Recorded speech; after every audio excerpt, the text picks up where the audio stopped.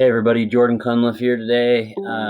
Today is May 21st, which means I have celebrated my 1 year of continuous sobriety at this point, which is fucking rad, dude. I can't believe it.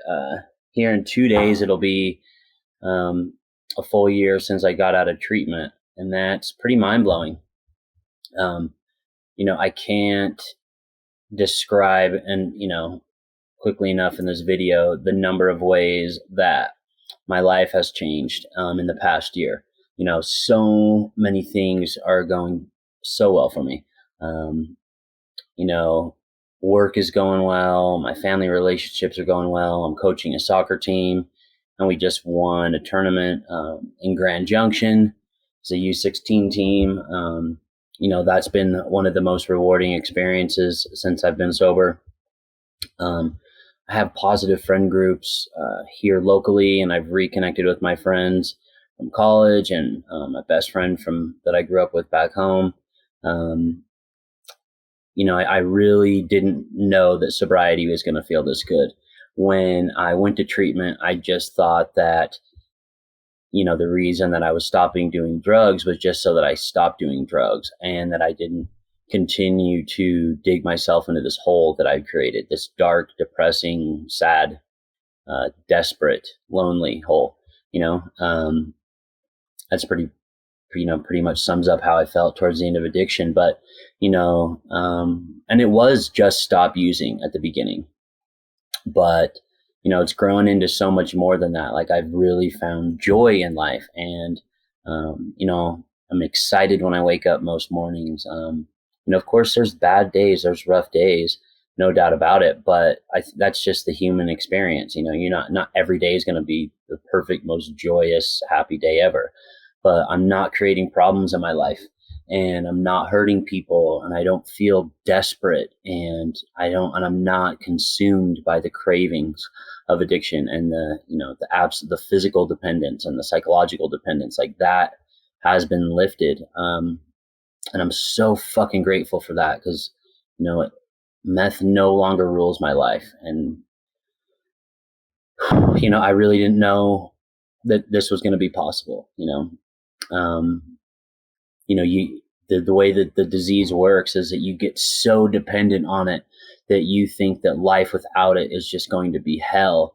And it is difficult at first, and there are parts of it that feel like hell at first, but like the amount of freedom and joy and it's hard to describe, but just I'm living life today, I'm flourishing in life today.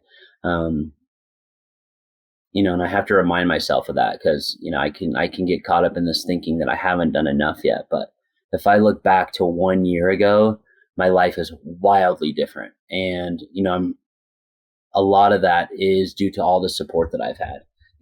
I'm really grateful that I'm at this point, and I have had to work really hard, but I definitely wouldn't be here without the people that have been able to support me, both within recovery groups and family and friends. But I'm just trying to share the joy and the gratitude that I'm feeling as a result of being 1 year sober. It's pretty fucking awesome. And I've been thinking lately, like, I went through a lot of pain, and I caused a lot of pain, and there were some really dark, horrible times in my addiction. And I come back to this when I think about that. I come back to my favorite quote, in life right now, which is the one by Carl Jung. That which you need most is hidden where you least want to look. And as I've learned more about my addiction and how it came about and what are the root causes of it, so much of it has been fear, fear of failure, and particularly fear of not being good enough, fear of ending up alone. There's been so many things that I ran from, and meth was the perfect thing to escape those fears and those anxieties. And I didn't want to face them, and so long as I had this built-in excuse of using, or I created this problem, I had a reason not to face them. And that is a little bit scary in sobriety, because now, um, you know, I, I have the ability to face those fears if I choose. And, back to that quote, that which I need most is hidden where I least want to look. The way that I'm going to continue to grow in life, and the way that I'm going to become the person that I'm supposed to become, is through facing all those fears and walking this really tough road of recovery, because it takes discipline and dedication and commitment. Um, and and I've had to totally change my life around, and there's all these other things that I'm doing outside of recovery that make up my recovery as well. My healthy lifestyle, my cold plunges every day, my working out every day, and sleeping well, and all these other healthy habits that I'm trying to build, exercise, diet, all these other things that I'm doing. These videos included that, are kind of like the new me. I've been so out of touch with myself for so long that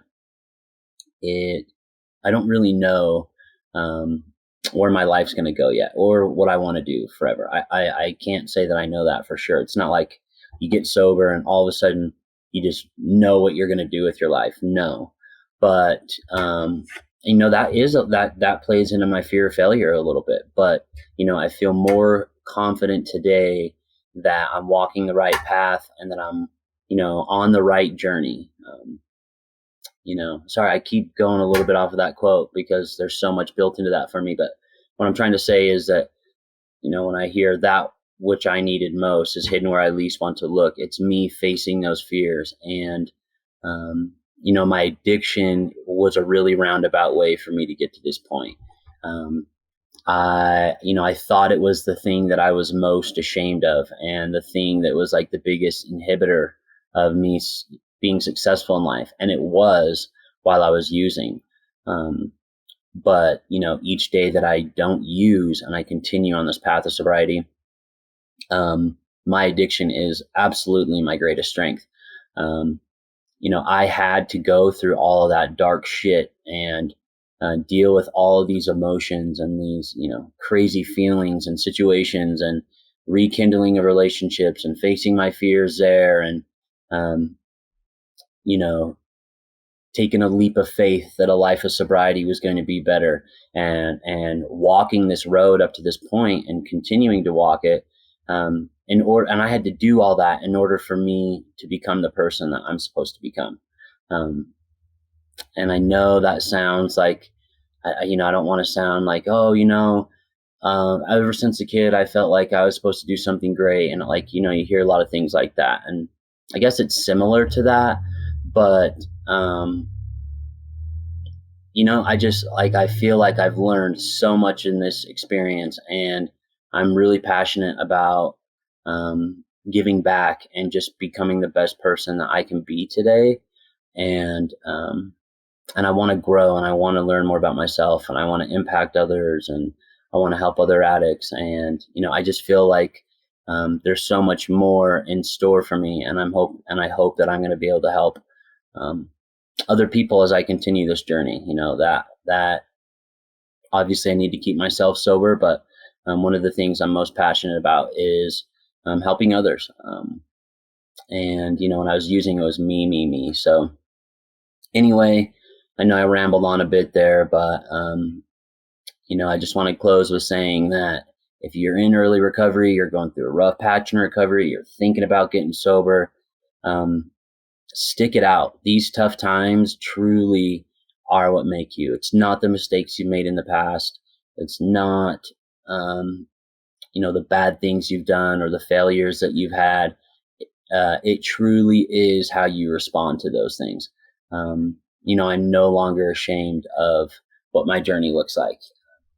It's each day is its own new challenge, and I'm just trying to rise to that challenge each and every day, and not put any guilt or shame into what got me to this point, those 10 years of hard using. And because I've learned so much about myself in this past year and what I'm capable of.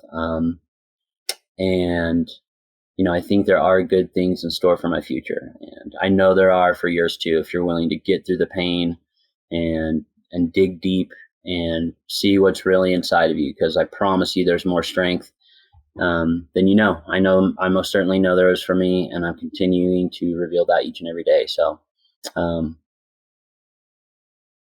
I love y'all. Peace. Thanks for your help in my recovery. Bye.